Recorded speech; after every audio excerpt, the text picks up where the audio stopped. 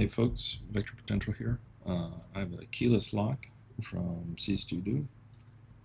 This is a Union. Union is owned by Assa, and it's a little tough one. It's unranked, and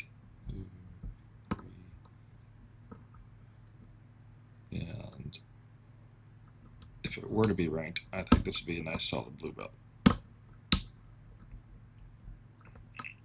Because this has 6 pins, they're all spools, got some really nice overmilling.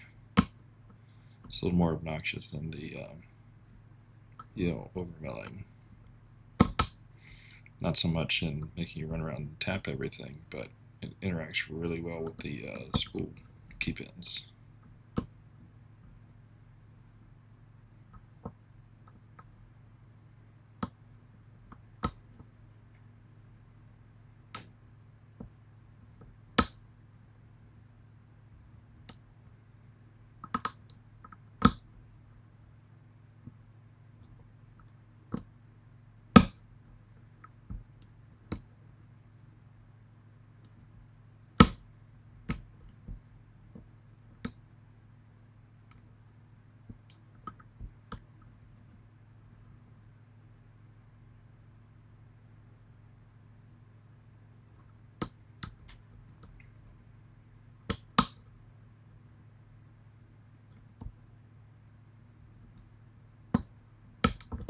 There we go.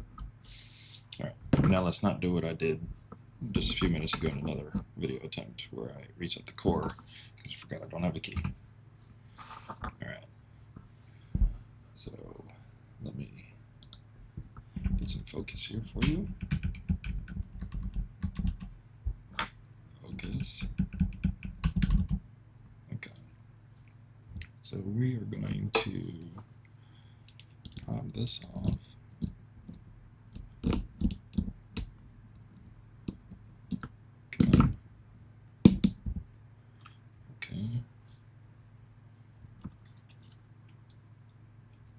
Don't really need a shim, but I don't want any accidents.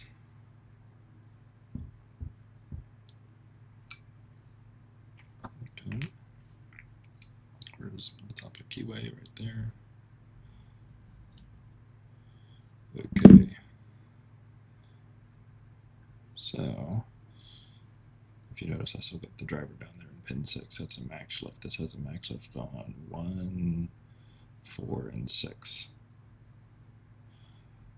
So we will get these, keeping them 1, 2, 3, 4, 5, 6. So that goes there.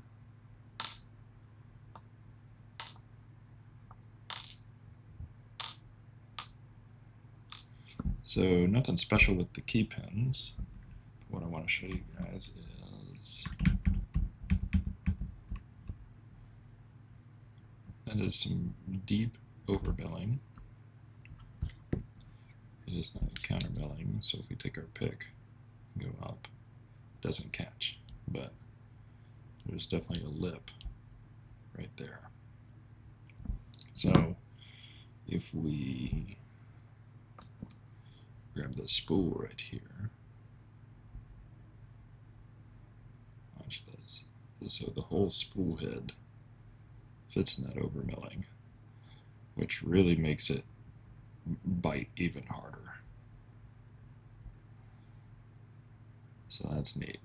And you could, if you go back and listen to the video again, you can, this makes a little bit of crunchies when you're setting the spool pins.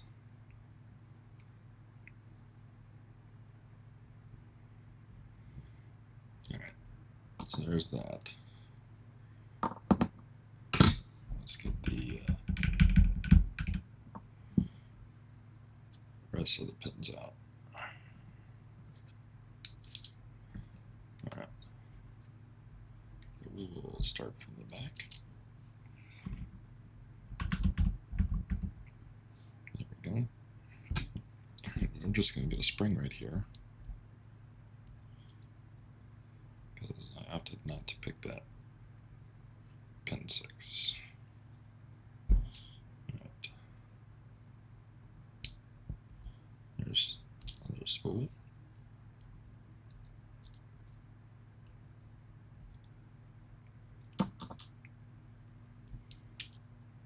And another spool.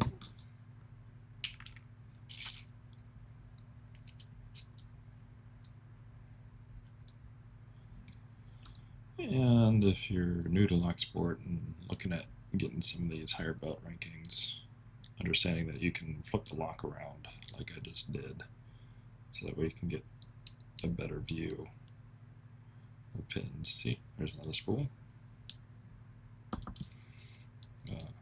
That will help you out a lot with some more complex locks. There's another spool. Any guesses what the last key pin or the last driver is going to be? I think I know the answer. Spool. Spools everywhere. So this is very similar in construction to the Yale B, in that we have 6 spooled drivers with overmilling on the plug. The Assa overmilling is a little different than the Yale overmilling. The Yale overmilling is a little wider, and at the end of the pick you have to run around tapping everything. This Assa overmilling engages the whole head of the spool, like I showed you, and really makes it bite hard. And this gave me a lot of grief when I was trying to figure this lock out, because remember I said it had no key. So what ended up happening to me a lot was I thought I had picked everything, and I was in this false set, and these spool pins, the ones that were still stuck here in the overmilling, it took me a while to figure out that there was a max lift all the way here in the back. We'll just rest there. So if you let go of your tensioner, the lock core doesn't move because the spring is just pushing down on this lip. See, I'm pushing down and it can't go down any further. But oh, hold on. Let me grab up here. So just like that is how it would sit in the lock body, and it just confused me because when I go straight, the driver can go right down.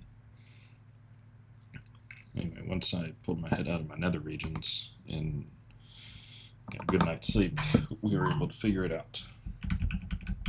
So now you guys get to take a look at this.